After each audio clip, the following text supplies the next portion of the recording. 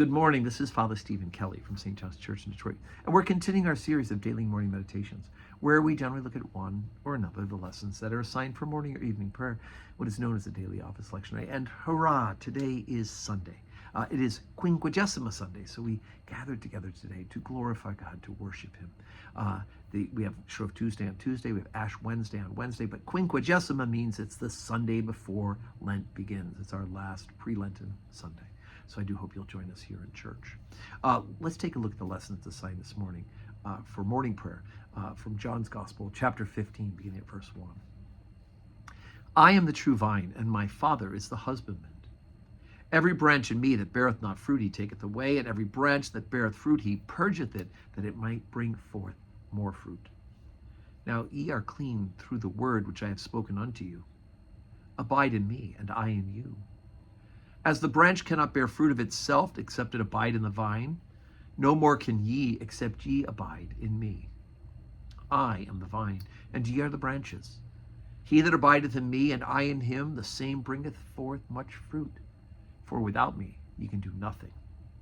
If a man abide not in me, he is cast forth as a branch, and is withered, and men gather them, and cast them into the fire, and they are burned. If ye abide in me, and my words abide in you, ye shall ask what ye will, and it shall be done unto you. Herein is my Father glorified, that ye bear much fruit. So shall ye be my disciples. As the Father hath loved me, so have I loved you. Continue ye in my love. If ye keep my commandments, ye shall abide in my love, even as I have kept my Father's commandments, and abide in his love. These things have I spoken unto you, that my joy might remain in you, and that your joy might be full. This is my commandment, that ye love one another, as I have loved you. Greater love hath no man than this, that a man lay down his life for his friends. Ye are my friends, if ye do whatsoever I command you.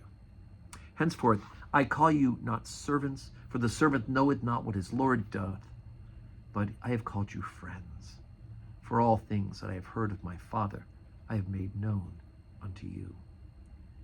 Ye have not chosen me, but I have chosen you, and ordained you, that ye should go and bring forth fruit, and that your fruit should remain, that whatsoever ye shall ask of the Father in my name, he may give it to you. These things I command you, that ye love one another. All right, so on one hand, we have one commandment from Jesus. On the other hand, it's a really hard one, and that is that we're to love one another as he has loved us. And the ultimate example, of course, of how he's loved us is the cross, right? There it is right behind me over my shoulder. That's the type of love Jesus has for us. It's sacrificial, right? It's not self-serving, but it is for others. And so it is that we are called to learn to love one another. It won't always be easy, right? But we need to bear fruit, and sometimes bearing fruit is hard, right? But it's always grace-filled and grace-directed, right? We're told if we're not bearing fruit, we'll be pruned away. And if we are bearing fruit, we'll be pruned in order to bear more fruit, right? I remember the first time I had a rose plant, and thought of cutting those beautiful branches away, but then they came back with even more blooms. So we may find ourselves being pruned a bit. God may have to remove something from our lives which we think is good, because God has something greater for us, for his honor and glory. So today, like I said, is Sunday, 7:30 morning prayer, 8 o'clock Holy Communion, 10 o'clock Holy Communion. We have guest preacher at those two services, Father Jeff Pfeiffer, and then at 5:30 evening prayer, and that will be in the ministry center. The rest of the services in the church as normal. And I hope that you can join us for worship. If not, tune in where you're watching this morning meditation, and may God grant you a Sunday that is full of blessings.